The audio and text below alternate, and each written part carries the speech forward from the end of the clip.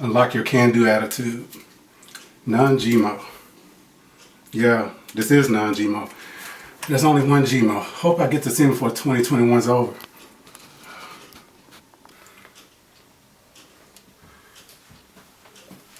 Hey, Mr. Thomas, I heard I was athlete of the year.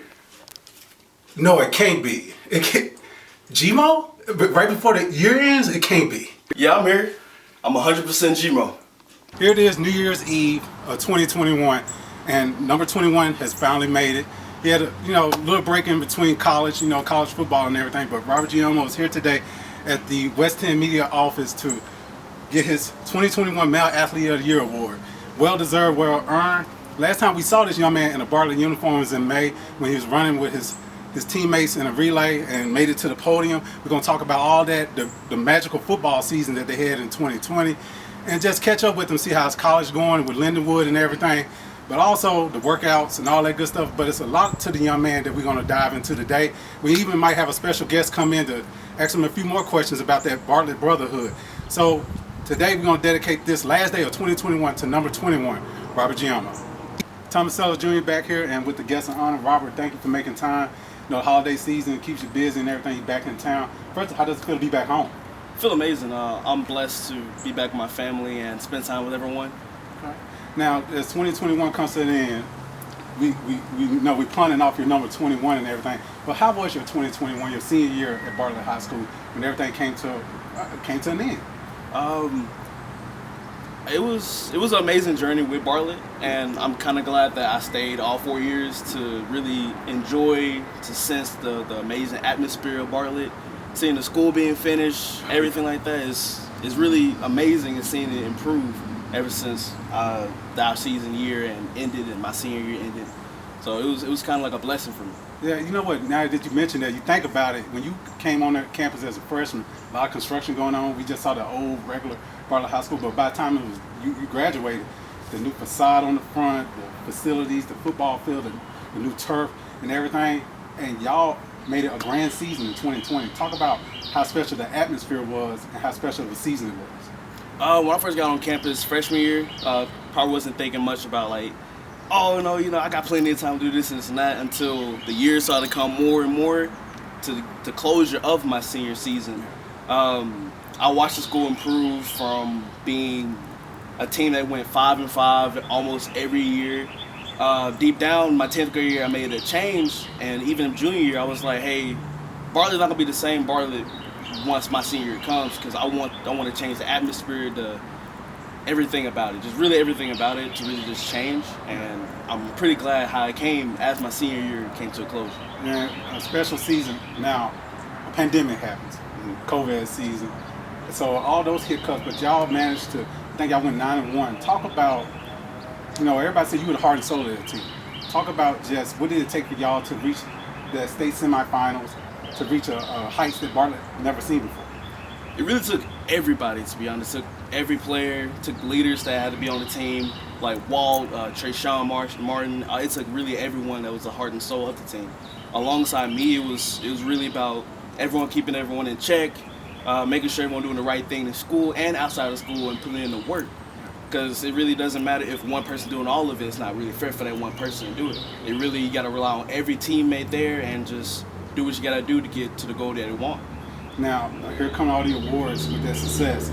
You win all these individual honors, but you always gave credit to your team, your O-line. You had some big boys in front of you. Talk about that, I guess, that mentality of when you go to the next level. You're at Lindenwood now. You take the Bartlett brothers with you. Kind of talk about that mindset. I really acknowledge my offensive alignment a lot, including even other players too, because it really takes all 11 on the field, and everyone got to do that individual job. And you got to put trust into your offensive lineman like that put trust into the running back. You got to have that type of trust, that mentality that like, okay, look, if he get the ball, he's going to do what he's going to do. If I do my job, we're going to all do it all together. And it's going to come out to be 100%, 110% on the field. So now, that's how I'm able to get such a clear picture of you, because they cleared the path for you, and I can snap a picture of you. Now, the next picture in your life, the next chapter in your life, your college choice, you had a few options. What made Lindenwood your choice? It really reminded me of Bartlett. It gave me the chills, gave me the brotherhood, and it was somewhere that I know for sure that I will, if somewhere I can stay for all 4 years and make it to my next goal and accomplish, which is the NFL. So it really gave me the same feeling of being at Bartlett and everyone loving each other like brothers and having that feel of trusting each other and trying to get to that same goal we want in life. Okay, now that brotherhood continued for you.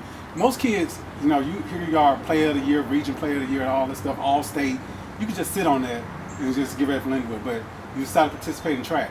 And then up in Murfreesboro, you understand on the podium with your brothers again, and that's where we got that picture right there. Why did you compete in track? Why didn't you just call it quits? I want to still do some type of sport with Bartlett, and I want to help Bartlett achieve something they haven't achieved or never really achieved in track.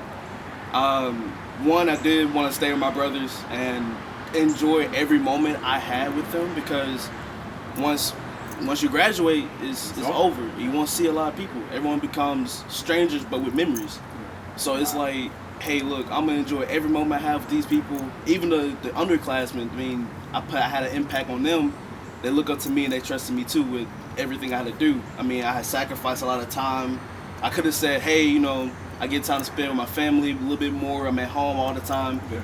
But I had to put that sacrifice down and say, hey, look, I really want to do something for Bartlett and keep doing it and just make the best I can do. Well, we're going to wrap this thing up with a couple more questions. Speaking of sacrifice, I watch your videos on Instagram and things like that. Mr. Roland Jennings, we're going to give him a shout out. You work out with him, you put in some serious work. Jasmine Newsom, I know a lot of great athletes, including his son, who he puts them through the rigors. You are one of them. Talk about that intensity and that dedication, that sacrifice, and how it got you to the next level.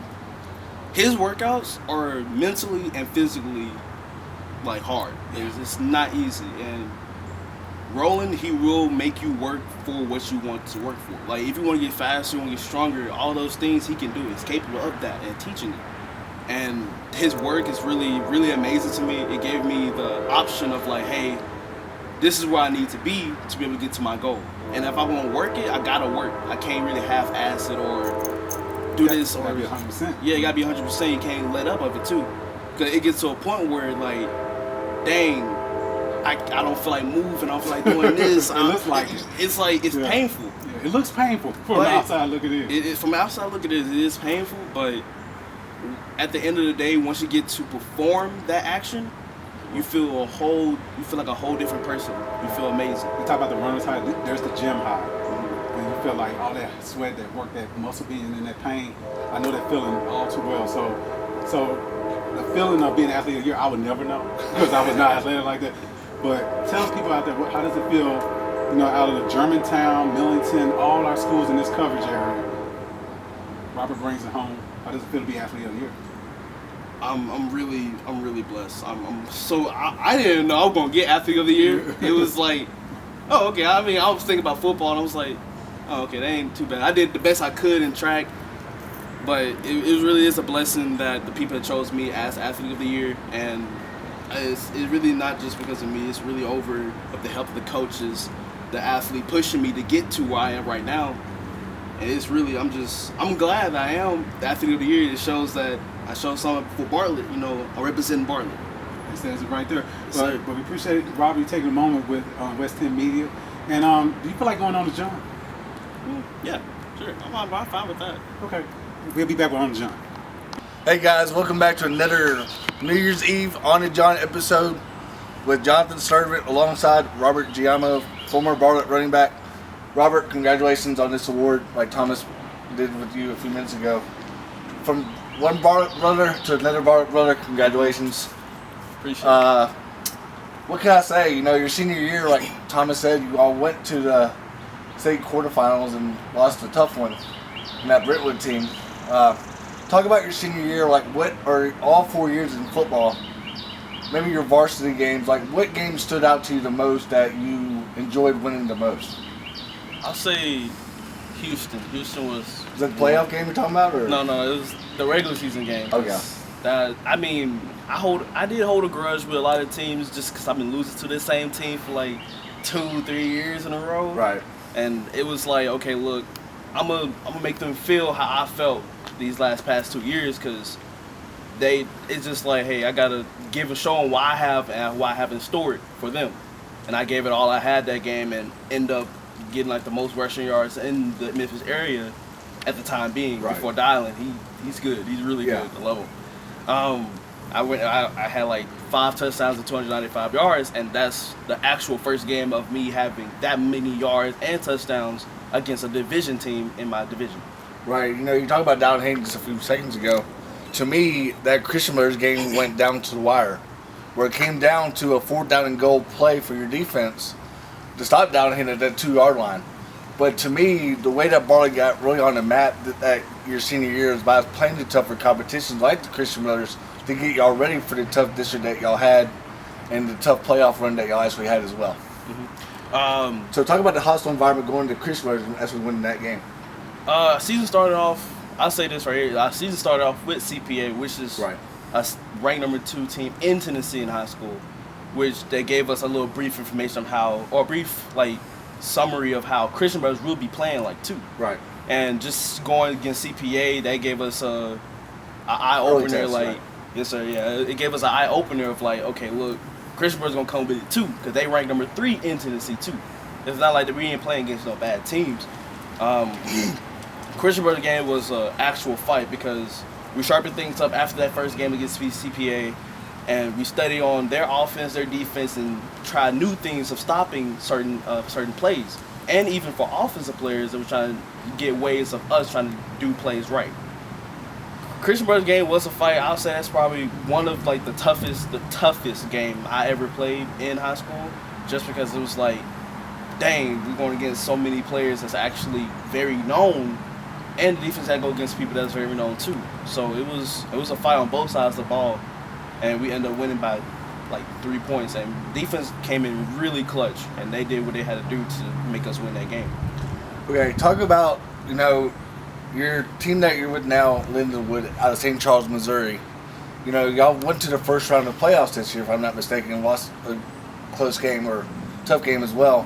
What can you tell a player that might be like, I'm going to bring up, you know, the Stegall twins from Houston.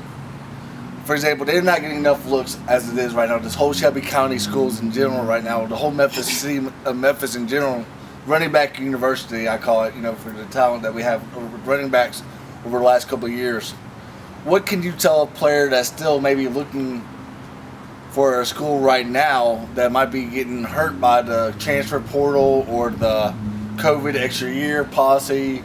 Or what can you tell a player that's right now in our area that, you know, D1 might not be your best option right now, but you're playing D2 football? What can you tell a player in our area that's maybe looking for a school like a D2 football? I'll say really don't give up on the options you have. If you mess around, give NAIA school, Division III, any school out there that's giving you the chance and school paid off and everything, give it that chance, give it a year or two, and then decide if you want to transfer from another school. I mean, as you said, Division I was my main goal, but we got messed up by COVID year. People came back. They wasn't giving out as much offers as for all the 2020-21 classes. But just take your time with looking for certain schools that fit best for you. Look for a school that's have the same feeling, the same energy, and everything for it. Don't. Some coaches will try to not bribe you, but try to make it where it's like, hey, we got the best over here, everything like that. You got to go into depth and look into like the seasons, how they actually talk with the players, because they know more than anything than you.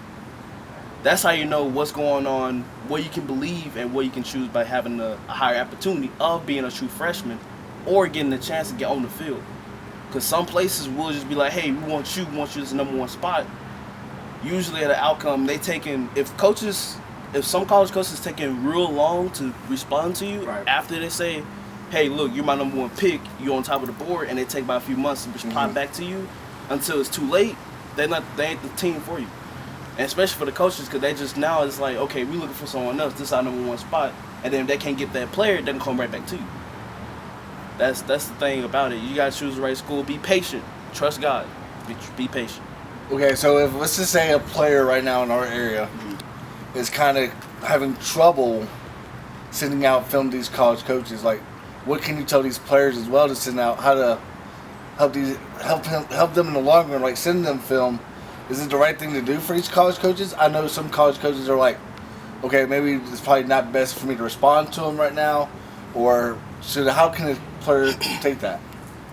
I believe some players could, like I was doing it during the time being. I asked one of my coaches to help me out with extra coaches about, hey, can you be able to send out like film work, trust them and they'll do it. Because my coach, Coach Cricket, which is currently at Jackson State University, being a baseball coach, he helped me out with sending film out, and even Coach Lance helped me out with sending film out. Your coaches will be able to help you out with that. They'll try talking to coaches for you. Coaches, high school coaches have connection with Division II, III, and Division I coaches too. And even do your own little work too. Put on like a little film, workout film, a little film for yourself. Like promote yourself and just post it on your social media. Sending out 2 coaches at the same time. Tag the coaches. Tag plenty of coaches you can. Send your film work. Hey, text them in the inbox. Say, hey, look, I'm such. This is how tall I am. This is how much I do in school. My GPA is doing all right. I would like to see if you will give me a chance and to look at my film. Thank you for your time, and I hope you enjoy my film. And wait for their reply. I don't know what's reply, then keep moving on. You can't just be stuck on that one college for a long time. Even if it's your dream college, you gotta continue with the roles, and then you end up being blessed to play 4 more years of football. Because after high school, some players either just don't do football no more, or they're blessed with 4 more years or more to play college football. It doesn't matter what college you go to, NAIA, Division III, Division II, Division I, JUCO, it doesn't matter what school you go to. It's really, hey, God gave me another chance of playing football and giving me a brighter future of what can I do, and give me a college education at the same time. All right, who was the toughest player that you had to face on the defense side of football in your high school career? In my high school career, defensive-wise, I gotta think about that because I didn't really have much. I would say team. You can say team if you want. I say okay, team. I would say the hardest team to prepare for while you're all watching film on offense to get ready for what's the toughest team that you had to face watching on film? Christian Brothers, hands down. Christian Brothers probably the toughest defensive team because they were locking me down, and then alongside as Brentwood, I say Brentwood is second because. Hey, I didn't play the whole first quarter, but when I got out there, I started actually rolling, and then they got to a point that was like, oh snap, we got to change something up. But I'll say Christian Brothers is really number 1 spot. And I do want to say, if fans ever want to go back and listen to Robert's football games throughout his Bartlett career, they can always go back to kptr.com, listen to Mike and Matt Cooper. Robert, you can always listen to your games from the past as well. So, Robert, congratulations on an amazing career at Bartlett High School. And one day, hopefully, we'll see you back at an alumni game, man. Yes, sir. Appreciate it. All right, guys. The last thing I want to say to y'all is, hey, for all the players that are looking for colleges, all the players that are still struggling for colleges, and even people, the underclassmen that are still working to get to their position, do not give up on your goals. Keep working. Trust God. Do not let anyone talk down on you. Don't let no college players, coaches, don't let none of that hold you down from what your goals is, because they don't know what your goals is in life. Do not give up on your goals. Trust in God. Pray every night, and everything will be all right.